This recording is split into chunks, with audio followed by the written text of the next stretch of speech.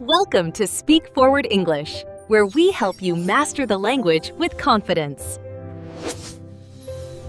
Hey there, good morning. I'm Anna. Hi, Anna. Nice to meet you. I'm Jack. How are you doing today? I'm doing great, thanks. So, Jack, before we dive in, if you're listening to this conversation and want to improve your English, don't forget to subscribe for daily English listening practice. It really helps. Absolutely. Okay, so Anna, we're going to talk about daily life today, right? I think this is such a useful topic because everybody needs to know how to talk about what they do every day. Exactly. You know, when you meet someone new or you're making small talk, the first thing people usually ask is, "So, what do you do?" or "How was your day?" And if you can't answer those questions naturally, it gets awkward pretty fast. Yeah, I've been there. So let's start with the basics. How do you usually describe your morning routine, Anna? Well, I usually start by saying something like, I wake up around 7 in the morning. Notice I said around 7 instead of at exactly 7 because most people don't wake up at the exact same time every day, right? Right. And that's more natural too. So you could say around, about, or roughly. Like, I get up roughly at 6:30. Perfect. So after I wake up, I usually say, the first thing I do is check my phone. I know, it's a bad habit, but it's honest.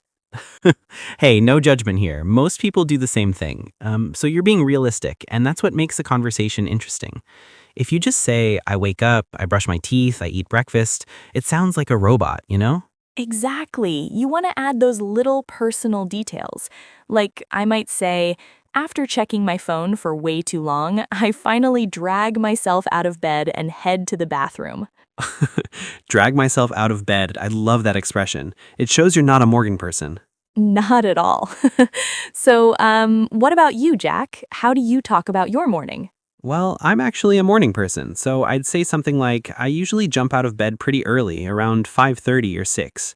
And then I like to say, I make myself a strong cup of coffee right away. Coffee. That's important. And notice how Jack said, make myself a cup of coffee, not just make coffee. That little detail makes it sound more natural and personal.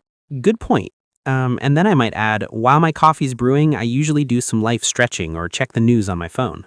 See, that's nice because you're describing two things happening at the same time. While is such a useful word for that. You could also say like as I'm drinking my coffee, I look over my schedule for the day. Exactly. Now, let's talk about describing your commute or how you get to work or school. This is something people ask about a lot. Oh, yeah. So I live in the city, and I usually say I take the subway to work, but I try to add more details to make it interesting. Like, I take the subway, and it's usually packed during rush hour, so I have to squeeze in. Squeeze in. That's such a great expression. It really paints a picture. For me, I drive to work, so I'd say I drive to the office, and the traffic can be pretty brutal in the mornings. Brutal, I like that. It's more colorful than just saying bad. You could also say terrible, crazy, or a nightmare. Right. And if the traffic is good, you might say the roads were pretty clear this morning, or I had a smooth drive. Perfect. Now, when you get to work or school, how do you describe what you do? This is where it gets a bit trickier because everyone's day is different. True. Well, I work in an office, so I usually say something like, when I get to the office, I grab another coffee. I know, second coffee. And I check my emails to see what needs my attention. That's good. You're using grab, which is very casual and common in American English. Instead of get a coffee, you grab a coffee. It sounds more natural. Exactly. And then I might say, I usually have a team meeting around 9 or 9:30 where we discuss our projects and deadlines. Nice. If you're a student, you might say something like, I head to my first class around 8:30. Today, I had biology, which is not my favorite subject, to be honest. Adding "to be honest" is a great way to make your conversation more authentic. It shows you're being real with the person you're talking to. Absolutely. And speaking of being real, let's talk about lunch. What do you usually do for lunch, Jack? Well, it depends on the day, actually. Sometimes I'll say, I usually bring lunch from home because eating out every day gets expensive. So true. I do the same thing. I might say, I pack my lunch the night before, usually leftovers or a sandwich. And other times, if I do go out, I'll say, today I grabbed lunch with some coworkers at this little Mexican place down the street. Ooh, grabbed lunch. There's that word grab again. Personally, I might also say, met up with coworkers for lunch or went out to eat with some friends. Right. And if someone asks what you ate, you can describe it. Like, I had these amazing tacos with carnitas. They were so good. Now I'm hungry. But yeah, talking about food is always a good conversation topic. People love sharing what they ate or their favorite restaurants. Definitely. Okay, so let's move to the afternoon. How do you describe what you do in the afternoon, Anna? Well, I usually say something like, in the afternoon, I'm usually in meetings or working on reports. But if it's a slow day, I might say, this afternoon was pretty quiet, so I caught up on some administrative tasks. Caught up on. That's another great phrase. It means you're doing things that you've been putting off or that have piled up. Exactly. You could say, I caught up on emails, I caught up on paperwork, or even I caught up with an old friend if you're talking about people. Good distinction. And if you had a busy afternoon, you might say, this afternoon was crazy. I had back-to-back meetings and barely had time to breathe. Back-to-back meetings, yes, that means one meeting right after another with no break. And barely had time to breathe is a nice exaggeration that shows how busy you were. Right. Now, what about when you're wrapping up your workday? How do you talk about that? Hmm. I usually say I try to leave the office around 5:30 or 6. And then I might add, but sometimes I end up staying late if there's a deadline coming up. Yeah, that happens. I might say I clock out around 5 and head home, or I finish up my work and shut down my computer for the day. Clock out is a good phrase. It's pretty common, especially for hourly workers. And shut down my computer is a nice specific detail that shows you're done for the day. Exactly. So then comes the evening routine. This is where you can really show your personality because everyone's evenings are so different. So true. For me, I might say, when I get home, I usually change into something comfortable right away, like sweatpants and a t-shirt. The first thing everyone does. Change into something comfortable. That's such a relatable thing to say. Right? And then I might say, if I'm not too tired, I'll cook dinner. But honestly, some nights I just order takeout. Hey, no shame in that. I do the same thing. You could say I order in, I get delivery, or I pick up food on my way home. All good options. And if you do cook, you can describe what you made. Like, tonight I made pasta with marinara sauce and a side salad. Nothing fancy, but it was pretty good. That sounds delicious. And see, by saying nothing fancy, you're being humble and relatable. You're not trying to impress anyone, just having a normal conversation. Exactly. What do you usually do after dinner, Jack? Well, it varies. Sometimes I'll say, after dinner, I usually wind down by watching TV or scrolling through social media. Wind down. Great phrase. It means to relax and de-stress after a busy day. Right. Or I might say, I like to read for a bit before bed. Or I'll call my family or friends to catch up. Ooh, catch up again. But this time it means to talk to someone and find out what's been going on in their life. So, same phrase, different meaning depending on context. Good point. English is tricky like that. And then there's the whole nighttime routine. How do you talk about getting ready for bed? I usually keep it simple. I might say I usually try to get to bed by 10 or 10:30, but I'm not always successful. Yeah, that's honest. You could also say, I'm a night owl, so I usually stay up until midnight or later. Or if you go to bed early, you might say, I'm an early bird, so I hit the hay around 9. Hit the hay is a fun, informal way to say go to bed. I love that expression. And before bed, you might say, I brush my teeth, wash my face, and maybe do a quick skincare routine. Exactly. Adding those little details makes your description more vivid and interesting. You could also say, I like to journal before bed, or I set my alarm for the next morning. Right. Now, here's something important. When you're describing your daily life, you don't have to use the same verbs all the time. English has so many options. So true.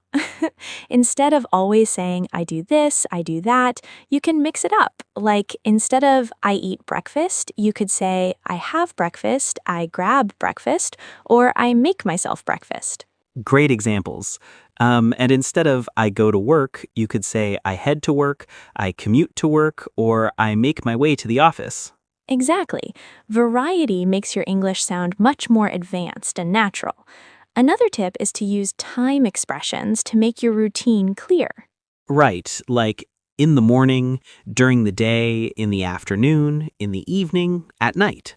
Or you can be more specific. First thing in the morning, late at night, earlier in the day. Perfect.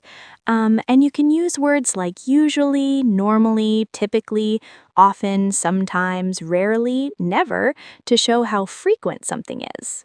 Good point. For example, I usually cook dinner, but sometimes I order out.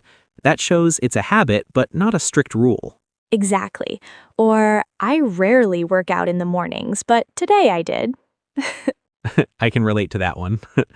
Now let's talk about weekends, because those are different from weekdays, obviously. Oh, yes. Weekend routines are usually more relaxed. You might say, on weekends, I like to sleep in until 9 or 10. Sleep in. That means to wake up later than usual. I love sleeping in on Saturdays. Me too. And then you might say, I usually take it easy on weekends. I'll run some errands, maybe meet up with friends, or just relax at home. Run errands is such a common phrase. It means doing small tasks like grocery shopping, going to the bank, picking up dry cleaning, that kind of stuff. Right. You could say, I need to run some errands this afternoon, or I spent the morning running around doing errands. Running around emphasizes that you were busy and going to multiple places. Exactly. And if you're staying home, you might say, I'm just going to hang out at home today, or I'm having a lazy day. Lazy day. Everyone needs those sometimes. Or you could say, I'm planning to binge watch a new series on Netflix. Binge watch, yes. That's when you watch multiple episodes or even a whole season in one sitting. Very American. So true. All right, let's talk about some other useful phrases for describing your daily life. What if something unexpected happens? Good question. You might say, today didn't go as planned. I missed my train, so I was late to work. Or, I had a crazy day today. Everything that could go wrong did go wrong. We've all had those days. On the flip side, if you had a great day, you could say, today was awesome. Everything just clicked. Everything just clicked. I like that. It means everything worked out perfectly. You could also say, I had a really productive day, or today was one of those rare perfect days. Nice. And what about if someone asks, what have you been up to lately? That's asking about your recent daily life, not just today. Right. You might say, oh, the usual, just working and trying to stay busy. Or you could share something specific. Actually, I've been trying to go to the gym more regularly. I've been going 3 times a week. That's great. Using I've been shows it's an ongoing thing, a recent habit. You could say, I've been cooking more at home, or I've been taking online classes. Exactly. Or if nothing special is happening, you might say, not much really, same old, same old.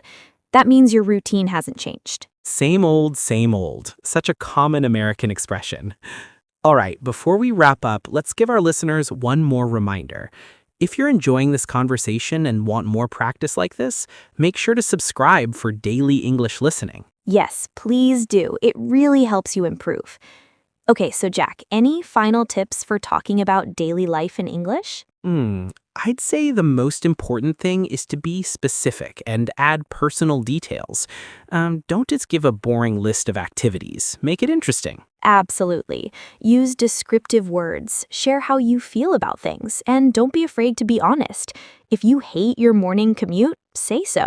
If you love your evening routine, share that. Right, and remember to use a variety of vocabulary and expressions. Don't just say good and bad. Use words like amazing, terrible, awesome, frustrating. Great advice. And practice makes perfect. The more you talk about your daily life, the more natural it will become. Definitely. You know what? We should do one more thing. Let's each give a complete example of describing a full day from morning to night using everything we've talked about. I love that idea. Okay, I'll go first.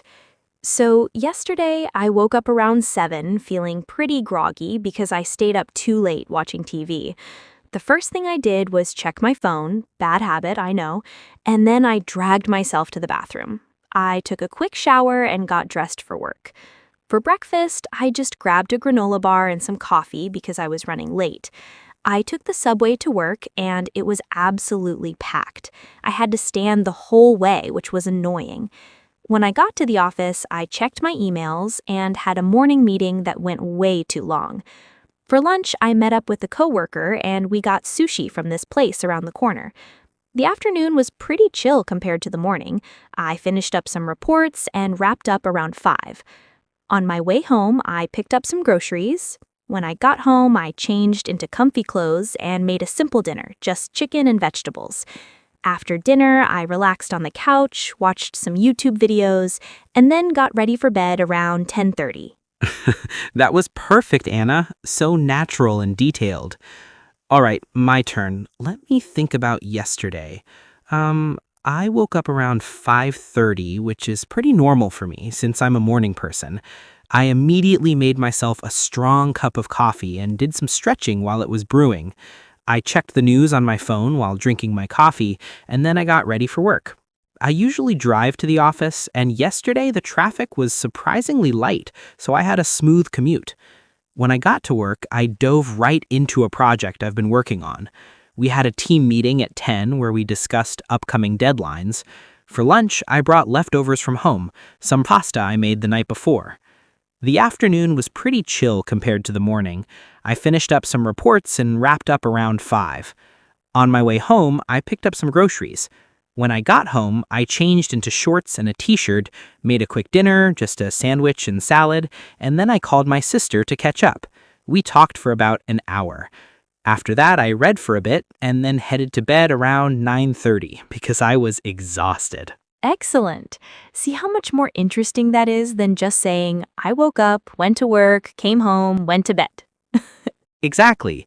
The details make all the difference. And notice how we both used a mix of simple past tense for completed actions and different expressions to make it flow naturally. Right. And we both showed our personalities. I'm clearly not a morning person, and you are. True. And that's the beauty of talking about your daily life. Everyone's routine is unique, and sharing those details helps people get to know you better. Absolutely. Well, I think that's a great place to end our conversation. We've covered so much: morning routines, commuting, work, meals, evening activities, and everything in between. We really have. And remember, listeners, the key is to practice. Try describing your day to yourself in English, or better yet, find a language partner and share your daily routines with each other. Perfect advice. And don't forget to subscribe for daily English listening practice. The more you listen and practice, the more confident you'll become. Absolutely. Thanks for joining us today, everyone. Yes, thank you for listening. Keep practicing, and we'll see you next time. Take care. Bye.